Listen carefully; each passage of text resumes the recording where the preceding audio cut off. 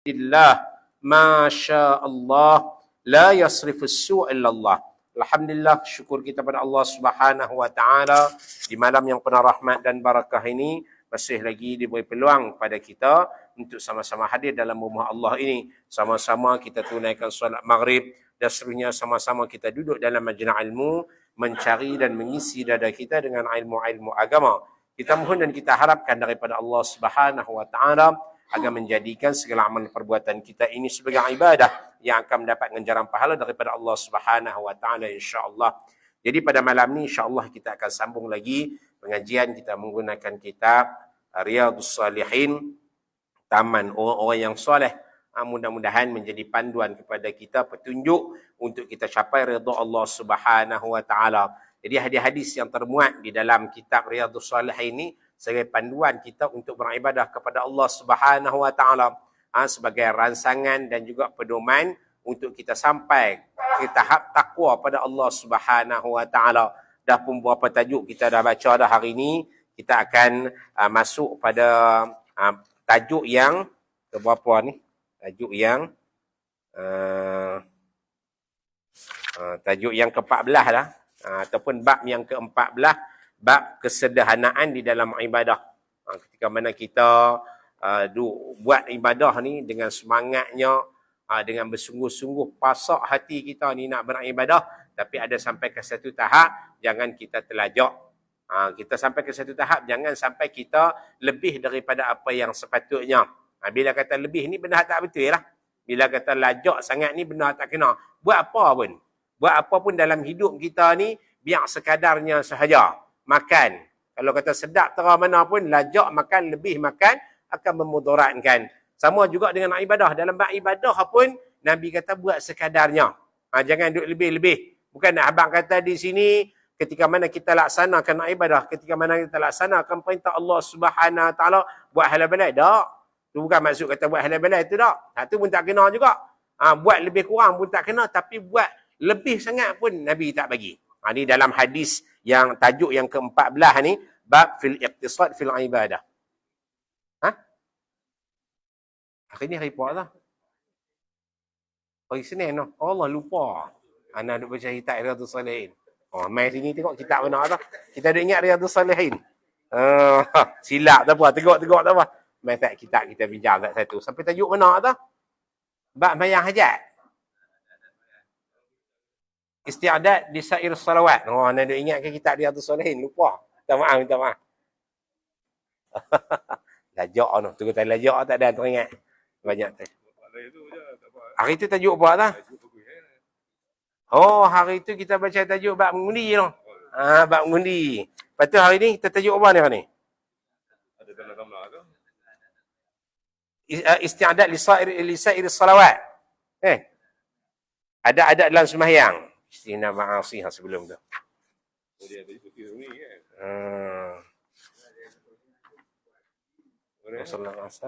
Ada bersiam. Istikharah dah baca dah nah. Salat hajat dah. Faslu fi adabis salat. Faslu fi adabis salat. Jadi ingat lajak dekat kitab Riyadhus Salihin. Lupa hari ni tak apa. Tidak tak teringat. Jadual tadi tengok dah tak perasan. Hari ni. Dia ingat hari Selasa. Tak apalah. Kok mana pun yang penting kita main mengaji. Tapi dah bawa kitab ni, kita pakat-pakat bacalah yang ni insya-Allah. Jadi hari ni kita akan sambung faslun fi adabis salah. Kita dah habis dah berkenaan dengan sembahyang hajat. Sembahyang hajat dah baca orang kan? Kita dah selesai sembahyang hajat. Kita akan baca faslun fi adabis salah. Walaupun tajuk ni ana duk baca banyak kali dah. Duk baca tapi guru ana Syekh Mustafa Bura dia sebut kata kalau nak pergi mengajar tahdir dulu. Jadi kita baca tengok mungkin syarahannya tu kurang sikit lah.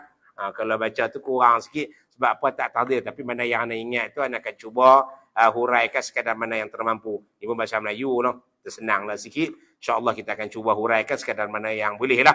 Faslun fi adabis salah. Ini satu fasal pada menyatakan ada adab sembahyang. Cara macam mana sebelum kita sembahyang, ada adab dia.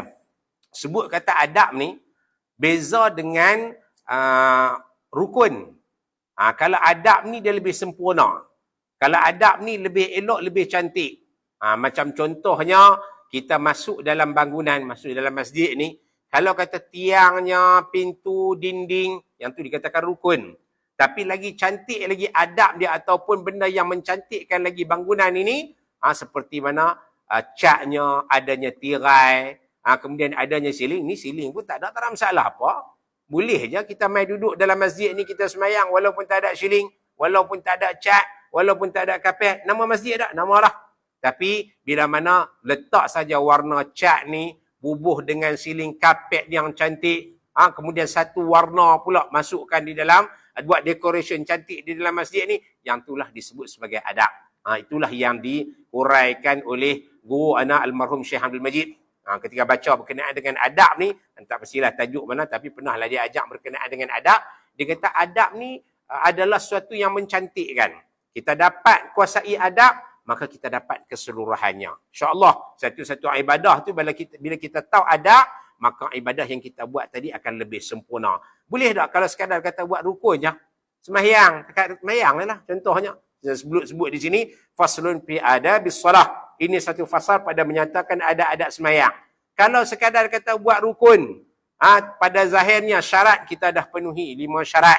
Menghadap kiblat, kemudian bersih daripada hadas kecil, bersih daripada hadas besar, kemudian menutup aurat. Itu di antara ada yang tu adalah syarat. Kita dah buat dah. Kemudian rukun. Rukun pun kita buat bermula daripada niatnya, rukun qalbi, rukun fi'li, rukun fi'li, rukun qalbi dan juga rukun qawli. Ada 3 jenis rukun dalam sembahyang ni.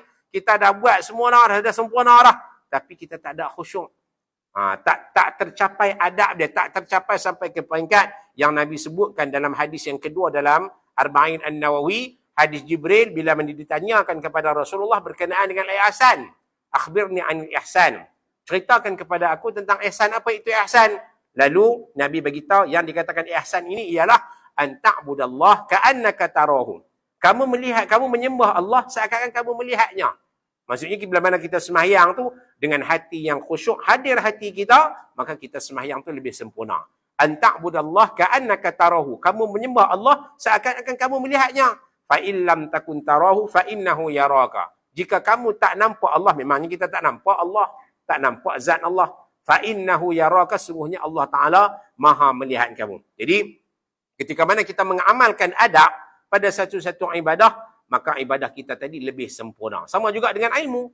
Ilmu kita mengaji ni, kita dah mengaji ilmu, apabila dengan adab dia akan tambah keberkatannya. Dengan adab yang kita amalkan bersama dengan guru, benda yang kita tak diajarkan, tak keluar, tak dengar daripada guru kita, tapi bila mana kita beradab, ada banyak lagi yang akan kita dapat kefahaman yang lebih. Allah Ta'ala kurniakan kepada kita. Pentingnya adab berbanding dengan perkara-perkara yang lain. Jadi kalau dah dapat adab ni lebih sempurna lah. Dan suka nak ingatkan juga di sini bila kata sebut adab saja, ni kitab tasawuf sebut kata adab, dia akan sebutkan di sini ada istilah-istilah yang kita kena faham betul-betul. Contohnya bila mana dia sebut kata wajib. Wajib pada adab tapi sunat pada fiqh. Itu beza. Beza antara tasawuf dengan fiqh ni, kalau dia sebut wajib, hendaklah. Seakan-akan benda tu kena buat. Tapi pada tasawuf ini, wajib dia tu adalah sunat. Wajib dia tu sunat pada fiqh. Tapi kalau kata pada fiqh, mau kata wajib tu, dia akan membawa maksud, bila mana kita buat, dapat pahala, tinggal dapat dosa. Itu takrifan pada fiqh. Perbezaan di antara wajib pada fiqh, wajib pada tasawuf. Itu perbezaan dia. Kalau pada tasawuf ni, wajib, tinggal pun tak apa lagi. Tinggal pun tak dikira berdosa. Tinggal pun tak dikira cacat ibadah kita. Tapi kalau pada fiqh, tinggal perkara yang wajib, cacatlah. Tinggal perkara wajib, seakan-akan meninggalkan perkara yang rukun. Maka batallah sembahyang kita. Ini perbezaan di antara wajib dan wajib pada fiqh dan juga wajib pada ilmu tasawuf. Nanti kita akan jumpa di dalam ni, bila mana disebutkan wajib kita kena buat, maka fahamlah di situ wajib di sini adalah wajib pada tasawuf, berbeza dengan wajib pada sembahyang, pada wajib pada fiqh. Faslun fi adabis salah. Ini satu fasal pada menyatakan ada adab sembahyang. Apabila selesai engkau bersuci daripada hadas, sama ada besar ataupun kecil, dan bersuci daripada najis pada badan, pada pakaian dan tempat. Ini termasuk di dalam syarat syarat sah sembahyang. Kalau kita fiqh, suci daripada hadas kecil, hadas besar, antara syaratnya. Kemudian, pakaian kita, badan kita, suci daripada najis yang kita nampak. Tadi hadas lain, hak najis lain pula. Najis ni yang memang nampak jelas di depan mata kita, maka yang tu disebut sebagai najis. Dan nak cam najis ni dengan 3 cara. Nak cam satu-satu najis tu dengan 3 cara. Kita tengok, kita perhati, kita akan nampak 3 benda ni. Sama ada dengan warna. Kita tengok ada warna tak? Contohnya cicak lekat dekat baju, ada warna hitam di situ. Maka yang tu adalah najis, kena hilangkan. Ataupun dengan bau. Bau-bau musuk basam je. Contohnya, tak nampak ni air kencing contohnya. Tak nampak tapi bau dia tu busuk. Maka yang tu dikira najis. Ataupun yang ketiganya, warna, bau dan juga rasa. Rasa ni macam mana? Rasa ni kalau kita tengok, kalau kata ada contohnya darah lekat dekat situ tapi tak nampak dia punya warna. Contohnya pakaian yang hitam terkena darah, tak nampak kesan darah tadi. Tapi ada binatang yang duk pi berumun. Duk pi berumun di situ, semut ada di situ, kemungkinan di situ adanya najis. Maka kita kena hilangkan, kita kena basuh. Kalau letak dekat dengan hidung, bau hanyak. Maka yang tu, pakaian tadi terkena najis, hendaklah kita hilangkan. Itu disebut di sini, 2 perkara, 2 syarat sebelum kita sembahyang. Pertama sekali, mesti suci daripada hadas kecil ataupun hadas besar. Dan yang keduanya, suci daripada najis. Pakaian mestilah bebas, badan kita dan juga tempat kita mesti bebas daripada najis. Kalau kata tempat kita ada najis, contohnya tengah duduk semayang, cicak berak duduk di tengah-tengah tempat dekat dengan kita nak sujud ataupun betul dengan dada. Tak kena pada kita nak sujud, tak kena betul-betul, tak terpijak, tak tertindih. Maka yang tu tak menjadi masalah. Biar je duduk tengah-tengah. Tapi kalau kata duduk di depan kita tempat dekat tempat sujud, kalau boleh elak-elak lah. Kalau tak boleh elak, boleh saja jentik. Jentik dia lepas pergi ke tempat lain, jentik pergi depan lah, jangan jentik pergi ke tepi pula. Jentik tepi kena kawan pula, kawan dalam keadaan tak sedap, batal pula semayang dah. Jentik pergi ke depan. Jentik pergi ke depan, maka bebas daripada najis.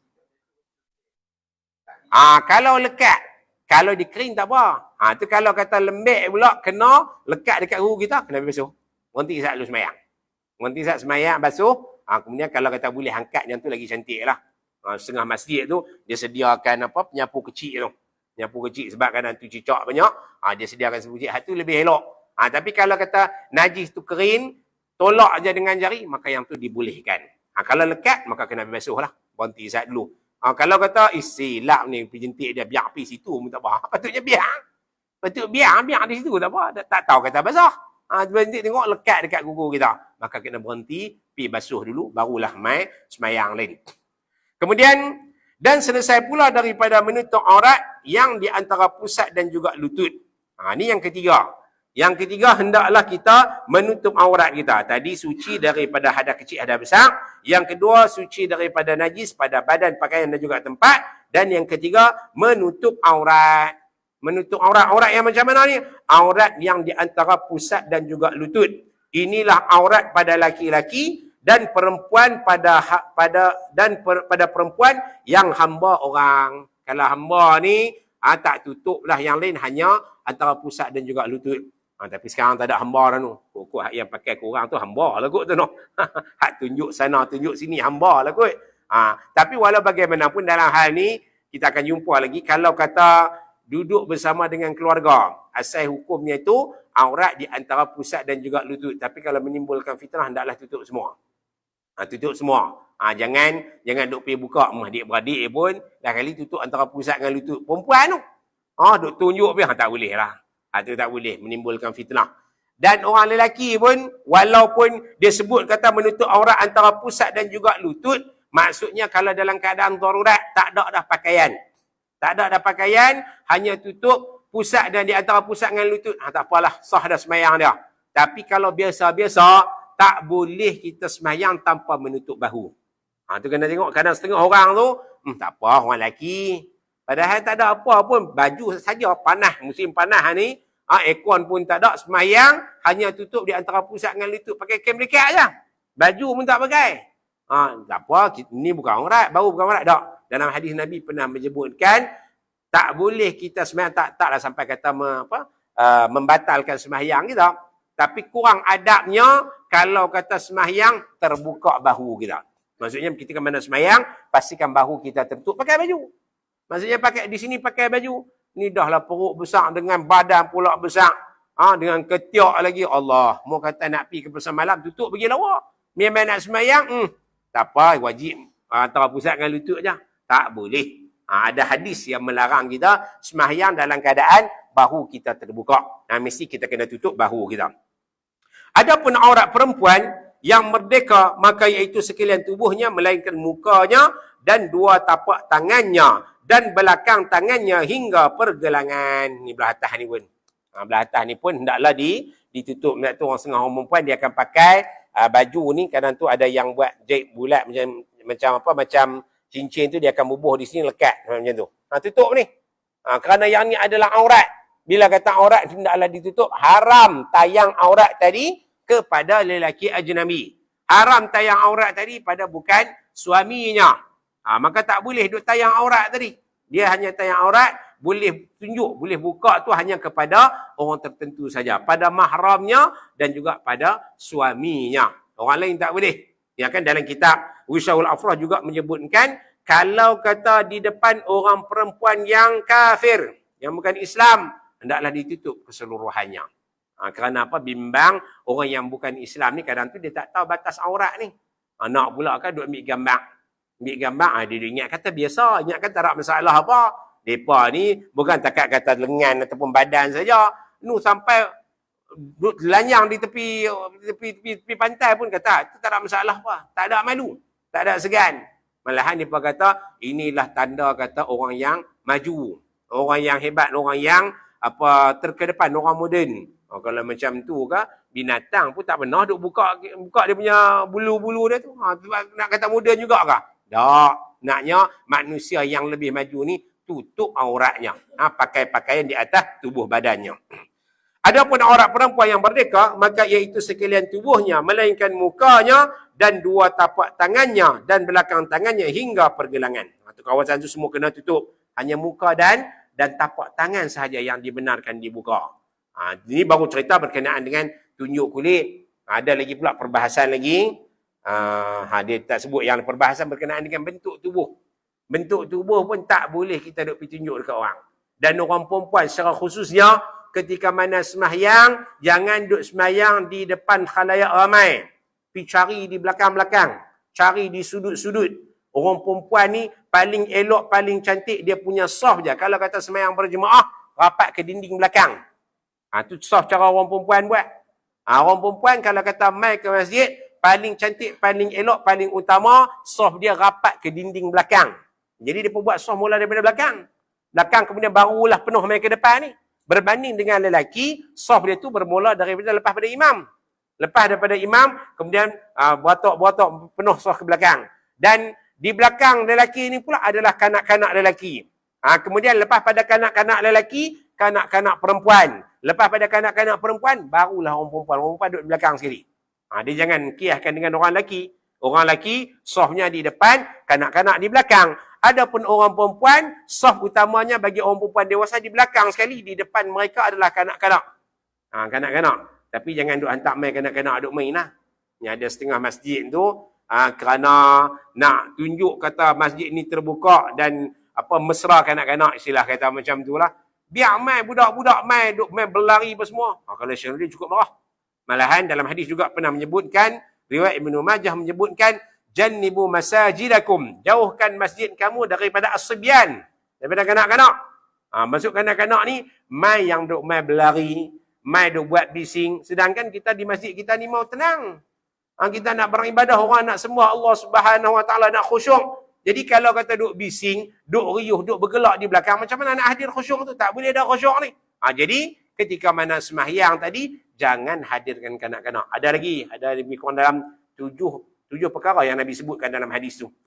Orang yang gila, kanak-kanak, kemudian dihunuskan pedang, tak boleh hunus pedang dalam masjid. Kemudian jangan bertengkar, jangan duk berjual beli. Tu hadis yang menyebutkan larangan di dalam masjid.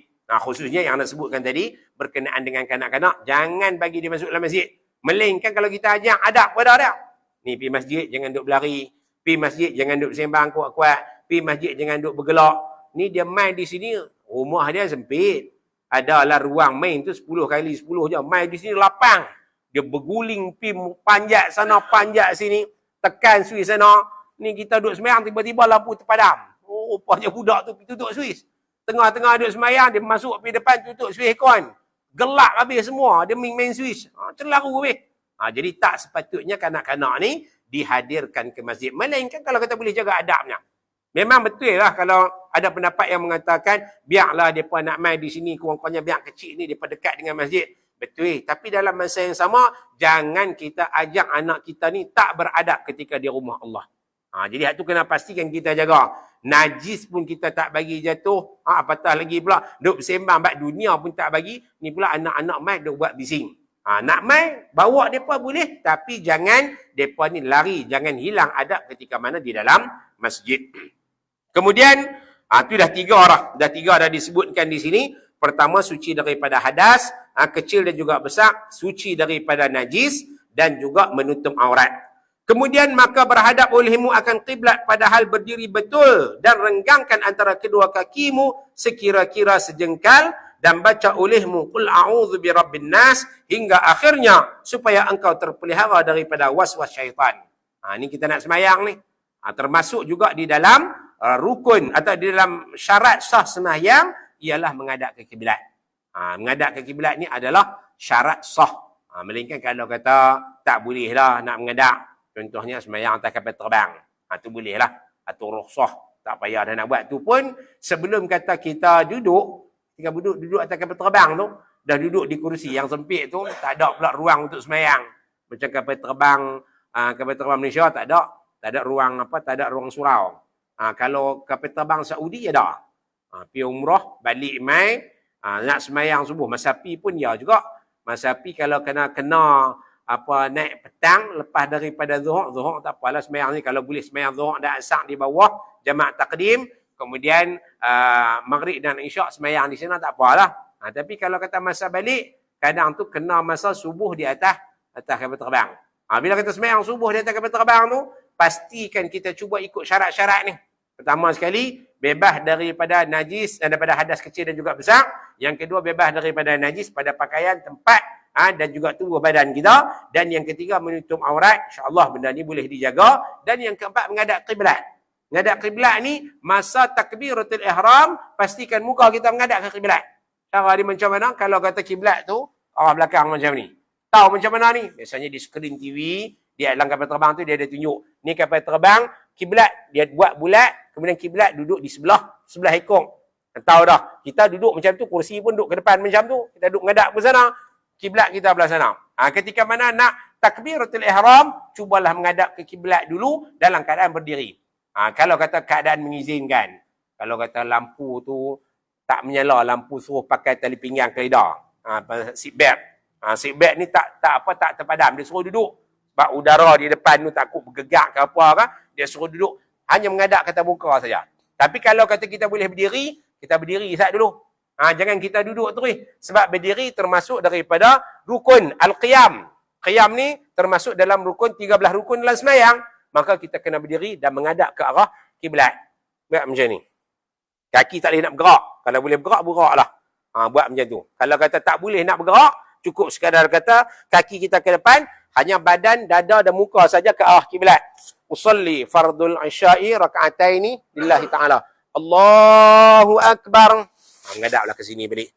Duduk terus macam tu sikit biang lagi. Dah 4 rakaat lagi nak rokok apa lagi. Yang lain tu, kalau kata boleh rokok, kita rokok boleh sujud. Tapi tak boleh sujud lah, kursi banyak. Dah rapat di depan ni. Cara dia macam mana? Kalau kata sujud, mesti rendah daripada rokok. Rokok tinggi sikit. Dah qiyam macam ni. Kalau boleh qiyam, kita qiyam. Tapi kalau kata hak kursi depan tu, dia pergi perebah ke belakang, tidak. Buat macam mana? Kita nak berdiri pun macam tu lah. Kita hanya Allahu Akbar. Duduk lah. Duduk. Terus saja baca. Bismillahirrahmanirrahim. Alhamdulillahirrabbilalamin. Waladdali amin. Dah habis. Kemudian, untuk rokok. Allahu Akbar. Takat tu saja. mesti sujud itu lebih rendah daripada rokok. Kalau sujud tinggi daripada rokok, tak sah. Ketika mana kita sembahyang dalam keadaan kita duduk ataupun sembahyang dalam keadaan kita isyarat, maka sujud itu mestilah lebih rendah daripada rokok. Rokok takat ni, sujud lebih rendah. Kalau kata sujud boleh takat ni saja, rokok mesti atas sikit. Itu kalau kata sembahyang dengan cara al-ima' ataupun dengan cara isyarat. Jadi cuba sempurnakan. Buat takat mana boleh. Berdasarkan pada hadis Nabi, ketika mana ditanya oleh Imran bin Husain, ditanya kepada Rasulullah, ya Rasulullah, ini musibun bil bawasir. Bawasir, ya Rasulullah, aku diuji dengan bawasir. Bila bawasir, Nabi kata, cubalah sembahyang berdiri. Kalau tak boleh berdiri, sembahyang duduk. Tak boleh sembahyang duduk, sembahyang baring. Kalau tak boleh baring, terlentang. Buatlah sekadar mana yang kita boleh. Mungkin timbul persoalan di sini, inilah kata sakit, kata sujud nak kena punggung tinggi daripada kepala apa semua. Bila dah terkeluar daripada kaedah yang asal, tak apa dah kot mana pun. Jangan 20. Ni dah kata buat isyarat. Macam mana nak angkat punggung tinggi, kepala turun bawah? Nak turun dada pergi rapat sikit bawah pun tak boleh dah. Tak boleh nak pergi sama kepala dengan punggung ketika mana rokok pun tak boleh dah. Kerana keadaan yang sempit, maka buat sekadarnya sahaja. Kita hanya menggunakan isyarat, kata yang ni rokok, yang ni sujud. Cumanya ulama sebut, rokok mestilah lebih tinggi daripada sujud. Sujud mesti rendah daripada rokok. Jadi syarat yang keempat di sini, kemudian berhadap olehmu akan kiblat padahal berdiri betul dan renggangkan antara kedua kakimu sekira-kira sejengkal dan baca olehmu qul a'udzu birabbin nas hingga akhirnya supaya engkau terpelihara daripada waswas syaitan. Belum tu.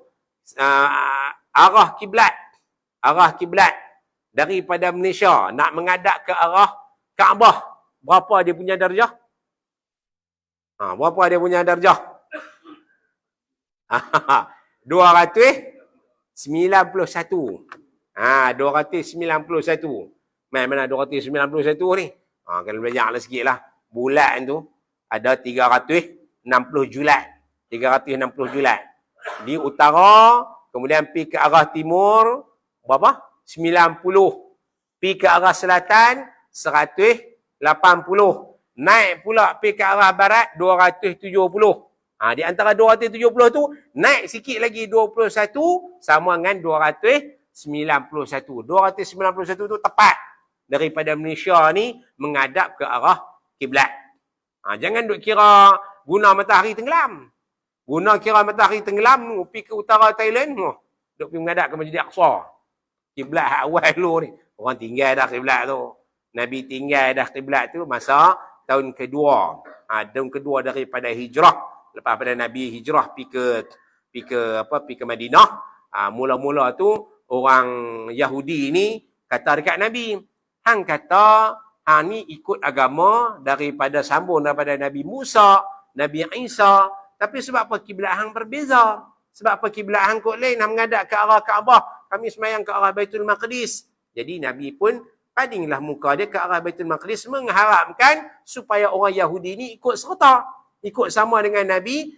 Selepas pada ni ikut sama seperti mana dianjurkan oleh Islam. Tinggalkan apa yang ada dalam Taurat dan juga dalam Injil. Ikut Islam. Tapi bila sampai ke satu masa, mereka ni mungkiri janji. Mereka tak ikut janji. Orang yang selalu mungkir pada janji. Lepas pada itulah Nabi pada tahun yang kedua, Nabi selalu saja mengharapkan supaya Allah Subhanahu Wa Taala alihkan kiblat ni daripada Baitul Maqdis ke arah Masjidil Haram, ke arah Kaabah. Dalam ayat sebut surah Baqarah tak silap, qad nara taqalluba wajhika fis sama' falanwalliyannaka qiblatan tardaha fawalli wajhaka syatral Masjidil Haram. Jadi lepas saja turun saja ayat tu, maka berubahlah kiblat tadi. Dikatakan ayat ini diturunkan, wahyu ni Nabi dapat ketika sembahyang zuhur di Masjid Qiblatain.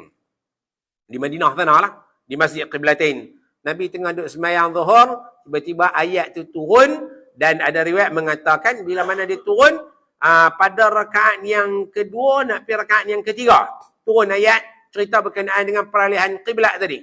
Lalu Nabi pusing ke belakang, sahabat-sahabat ni bila dia tengok, dia buka lorong, Nabi berjalan di tengah-tengah.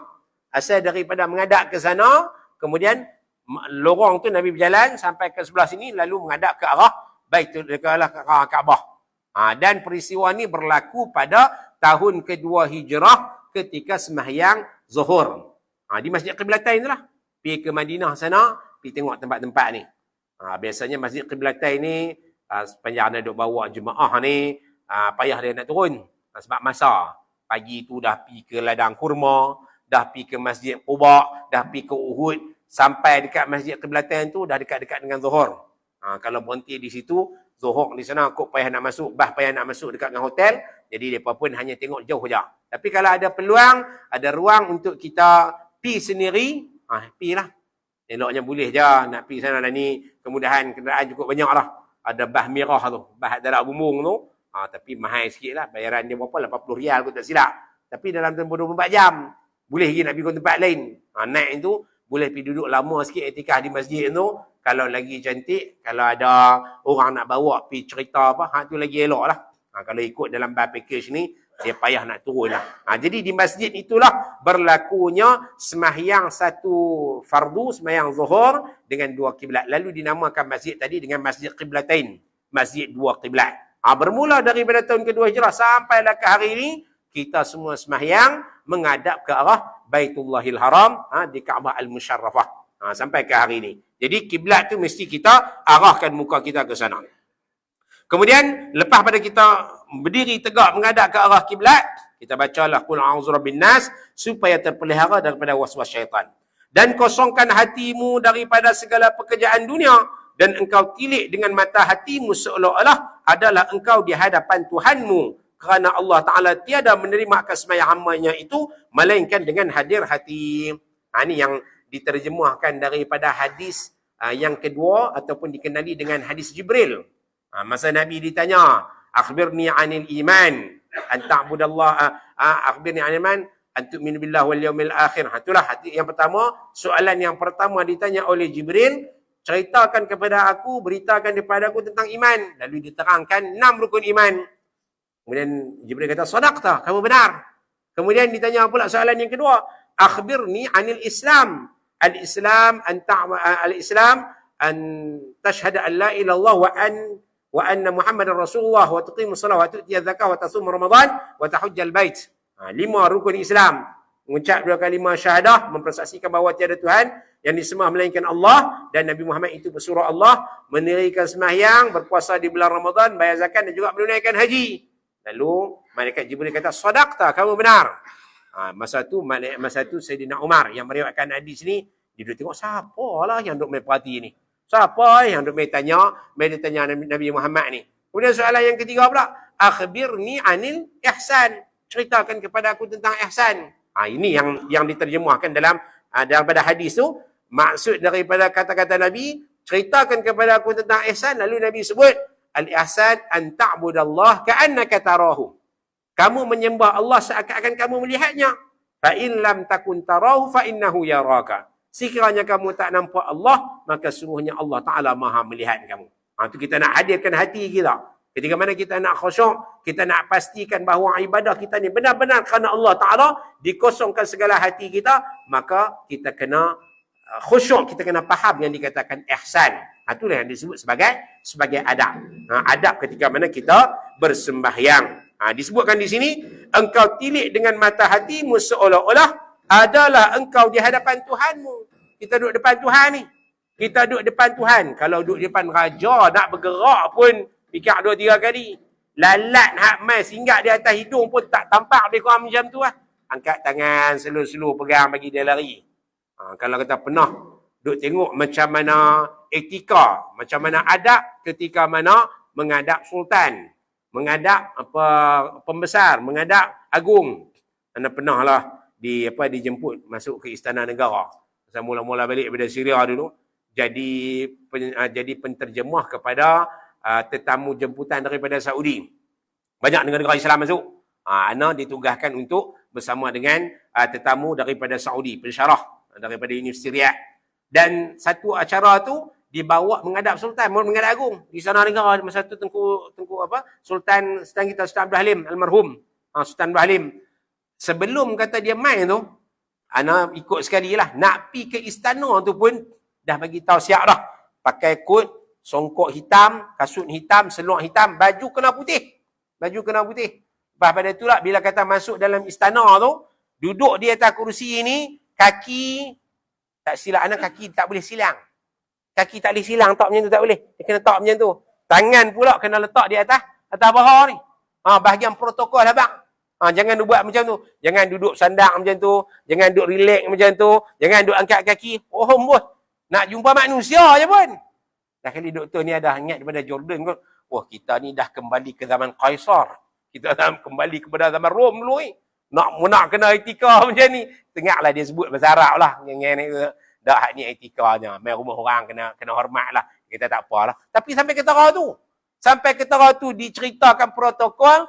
Bila mana Agung nak main masuk. Nak main duduk cari dengan dia ni. Tapi masa tu Ana tak masuk dia ada penterjemah dia. Dia ada penterjemah daripada istana. Ana hanya masuk tengok daripada jengui daripada jauh je. Tapi masa sesi penerangan berkaitan dengan protokol, Ana masuk sekali lah terjemah kepada tetamu ni. Dia sampai pegat macam tu. Tu kalau kata sama manusia. Kalau dengan Allah Ta'ala, lagilah sepatutnya kita kena khusyuk, kena tunduk. Ni dak dengan semayang ni, masa tu lah. Duk fikir, satgi nak berhenti makan kot mana, tahu lah. Handphone aku ni, satgi ada orang nak telefon ni, bila tahu duk tunggu daripada asar tadi, tak telefon ni, merata habis. Tu macam mana kita nak khusyuk? Macam mana nak hadir hati kita? Sepatutnya, apa yang kita lakukan, seperti mana disebutkan dalam kitab ini, dan kosongkan hatimu daripada segala pekerjaan dunia, dan engkau tilik dengan mata hatimu seolah-olah adalah engkau di hadapan Tuhanmu, kerana Allah Ta'ala tiada menerima akan sembahyang hambanya itu, melainkan dengan hadir hati serta menghina diri. Dalam keadaan kita duduk tu, cara macam mana menghina diri.